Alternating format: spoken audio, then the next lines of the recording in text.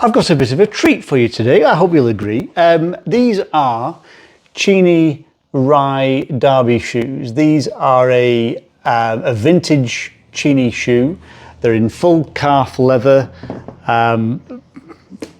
old but very well looked after. I picked them up in a local charity shop for £7. Brand new shoes like this would cost about £300. So this is the sort of thing that I look for in bargain bins, in charity shops, on eBay, wherever I can find them, because they're such good quality. They literally last a lifetime. I also look at the quality of the sole, and they've got a really good heel block, very good sole, loads of wear left in these. They just need a little bit of care and attention.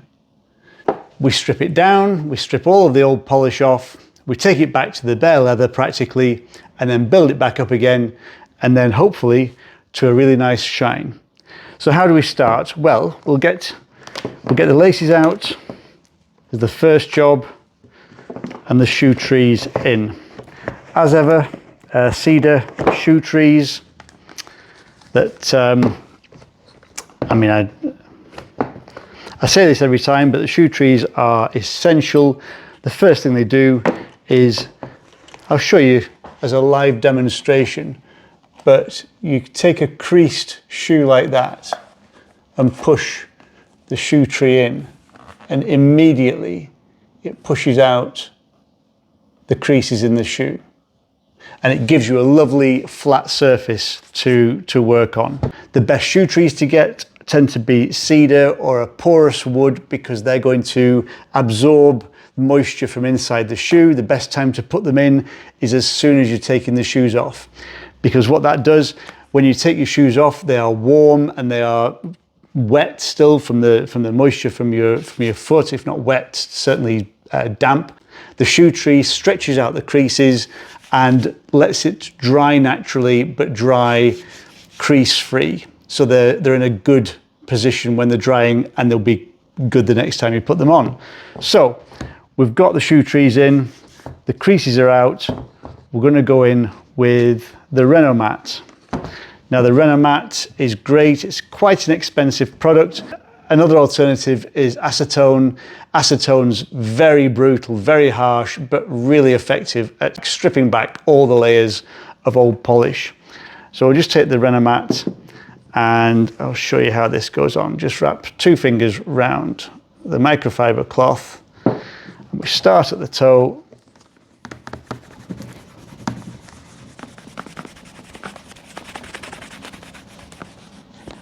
Now you can see on the cloth, the polish is coming straight off onto the cloth.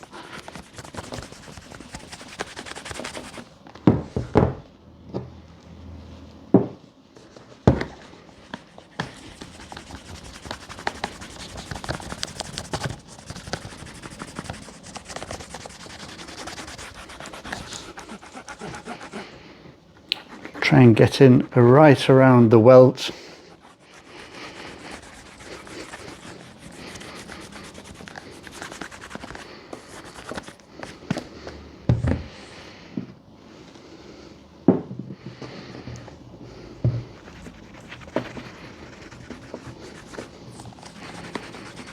Your 2 parts of the shoe, you've got the vamp at the front and the quarter, which is the back part.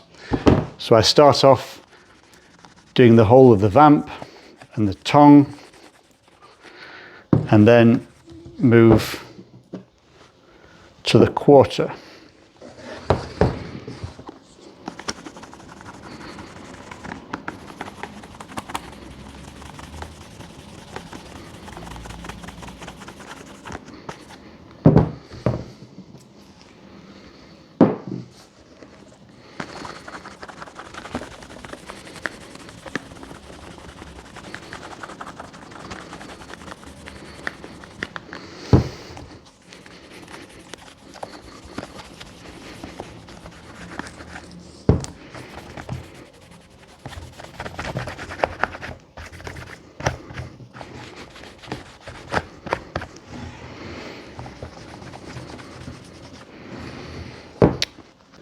Don't be put off when you see the shoe going dull and having the colour drained out of it and looking a little bit lifeless. That's exactly what we want, because the shine comes from the polish that we've now just taken off. So the fact it's gone dull is exactly what we're looking for.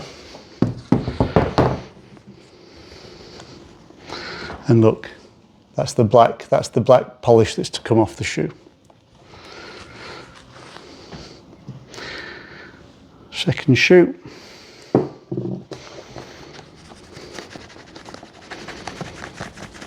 As I say, do the vamp. Start at the toe.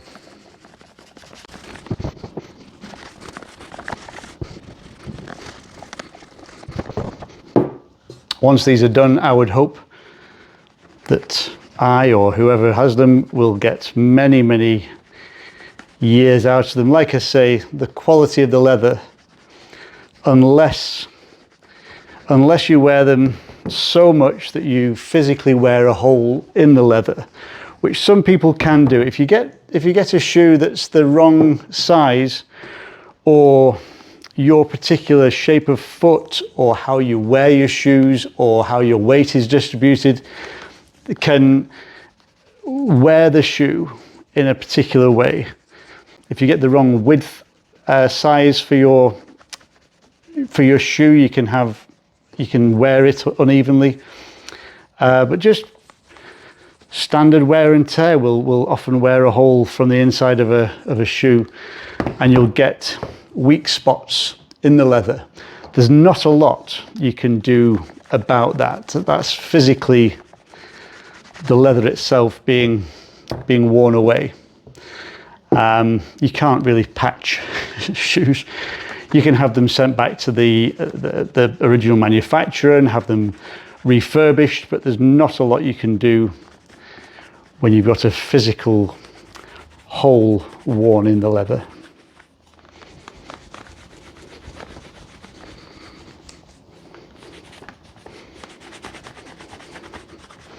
Right, so that's the Renomat. As I say, it's quite expensive.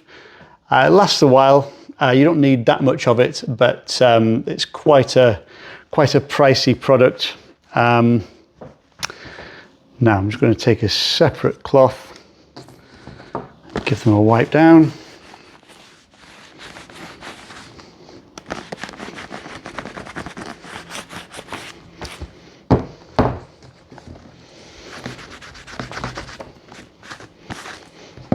So the next thing I'm going to use is some Saphir Pate Deluxe. Again, it's a decent product. This is going to be my base layer of colour, as such, colour being black. What we're going to do here is just build it up, thin layers, and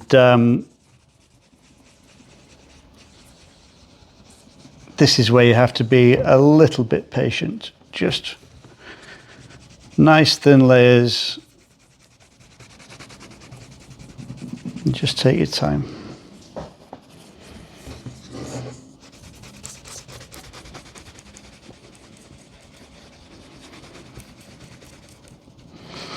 Again, you want to be sectioning off the shoe. So as I say, I start with the toe cap and then just work my way back to the rest of the vamp. Just make sure each area gets the attention it needs.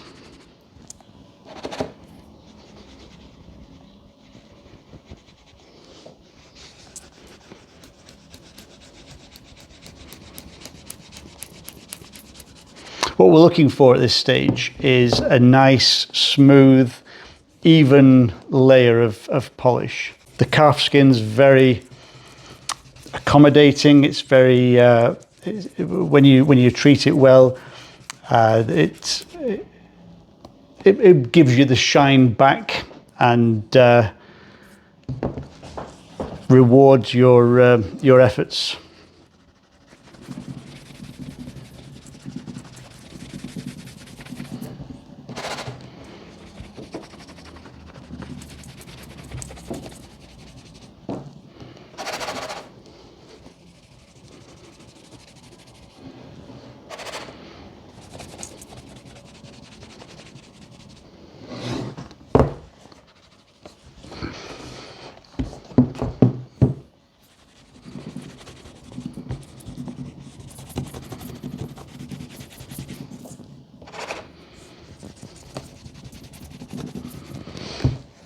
Now, when you hear people talking about finding, you know, charity shop finds and so on, thrift store finds, they're not just, you do have to be patient. They're not just sitting in every shop you go into. So you do need to have patience and wait for the right shoes to come along. The ones you don't want to go for are the middle of the road. Like in this country, we have Marks and Spencer's. They're reasonably priced, reasonable quality shoes, but they're not the highest quality. What I'm looking for are the highest quality. This is the equivalent of buying a Rolls Royce or an old Mercedes, where you know that the engineering that's gone into that car will literally last a lifetime. And it's the same with shoes, leather products, bags. When you get the highest quality, they are products that should last a lifetime with the right care. So I'm looking at where I can add value, breathe new life into somebody else's shoes. So that's the first pass with the Pate Deluxe. Not Pate Deluxe, as I've heard some people call it. Pate Deluxe would be foie gras.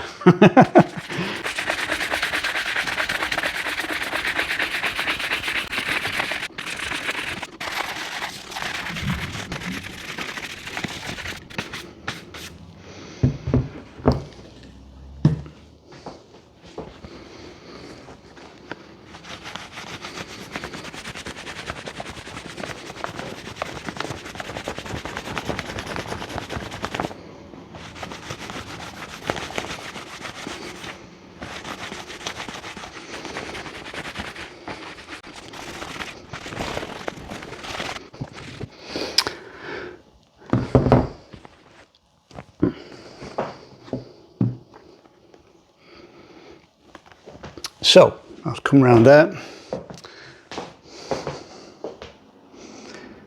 So as you can see, that's the first pass, and it's just evened out the surface of the shoe. Now I'm going to build that up with another, and this is where the need for patience comes in. It's not a 5-minute job. Hopefully once you've got them to an acceptable standard, then it's a 5-minute job to do the maintenance, but this is really a sort of deep dive. Strip them back and build up the color, and then build up the shine, and then that's your shoes good to go. So I'm going to do the same thing again, and probably speed this one up.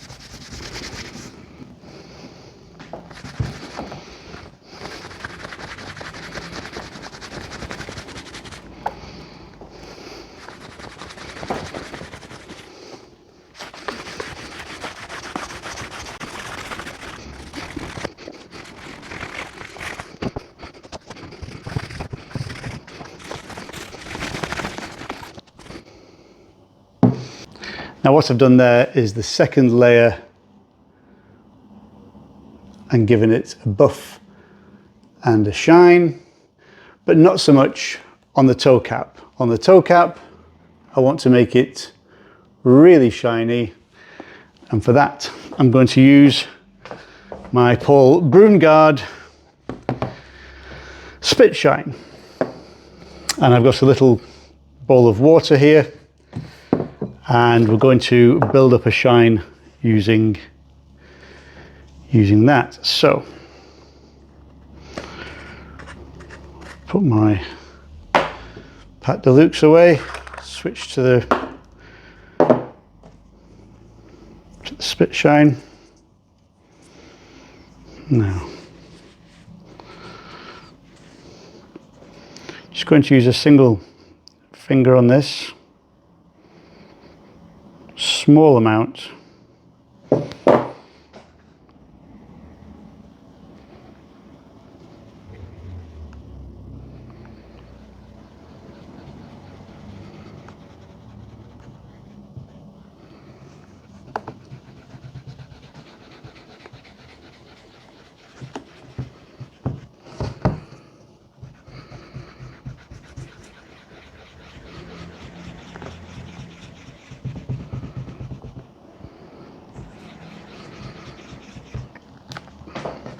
So once that one finger's worth has been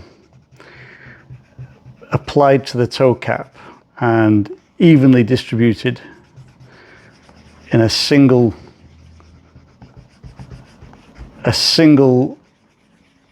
thin layer, we now just get a drop, just a drop of water.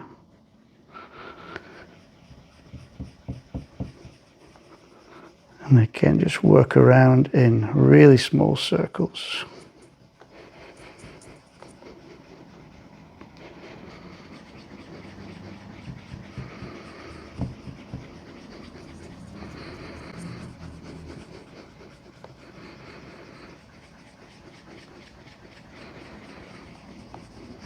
And this is the part that really takes the patience.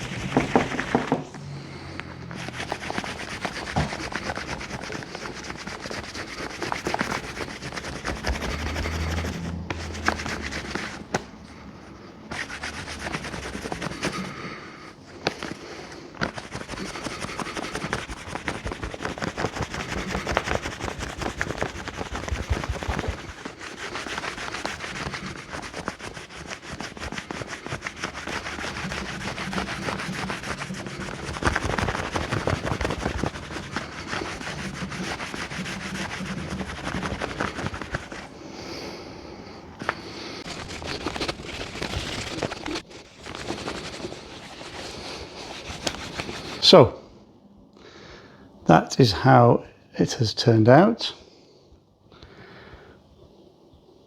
Really pleased with that. Now I've just got to do the same thing with the other one.